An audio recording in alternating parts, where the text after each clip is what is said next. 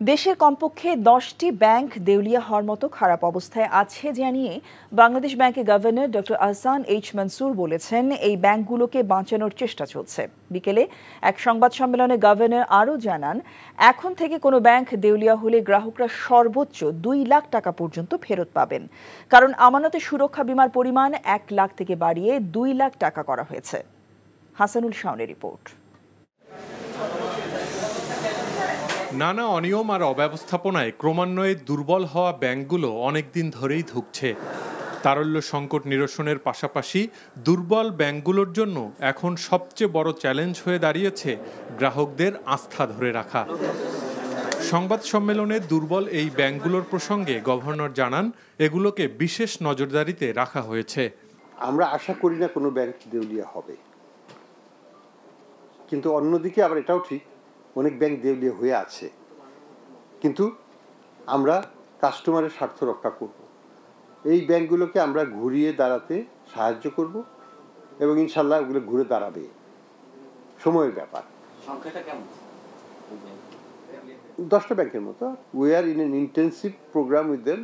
ওগুলোকে turn around আমরা করবো ইনশাল্লাহ, দরকার হলে মার্চ করব, কিন্তু কাস্টমার আলটিমেটলি ক্ষতিগ্রস্ত হবে না। আমরা কিন্তু প্রত্যেক দিনই একটা করে ডিস্ট্রেসড ব্যাংকের সাথে আমরা তাদের ইভ্যালুয়েট করছি এবং তাদের ক্যাশ ফ্লো পজিশনকে আমরা অ্যাসেস করছি। আমানতের সুরক্ষা বিমার পরিমাণ 2 লাখ টাকা করা হয়েছে জানিয়ে গভর্নর বলেন, এতে দেশের ব্যাংকিং খাতের 95% গ্রাহকের আমানত নিরাপদ থাকবে। ডিপোজিট ইন্স্যুরেন্স স্কিম যেটা বাংলাদেশে আছে, যেটার মাধ্যমে প্রত্যেক ডিপোজিটের 1 লক্ষ টাকা পর্যন্ত পেতে পারে। যদি কোনো কারণে ব্যাংক ফেলিওর হয়, ব্যাংক টাকা না দিতে পারে, সরকার এটা দিবে। আমরা এটাকে দ্বিগুণ করে দিচ্ছি, 2 লক্ষ টাকা পর্যন্ত দেওয়া হবে এবং এটার মাধ্যমে আমরা 95 অলমোস্ট 94.59% অ্যাকাউন্ট হোল্ডার তাদের পুরো টাকা ফেরত পাবে।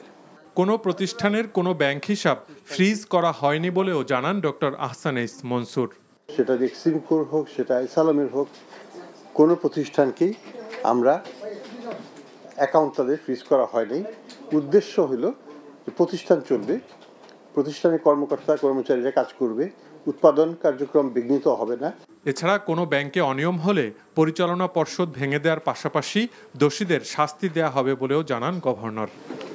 Hasanul Shaon, NTV news, Dhaka.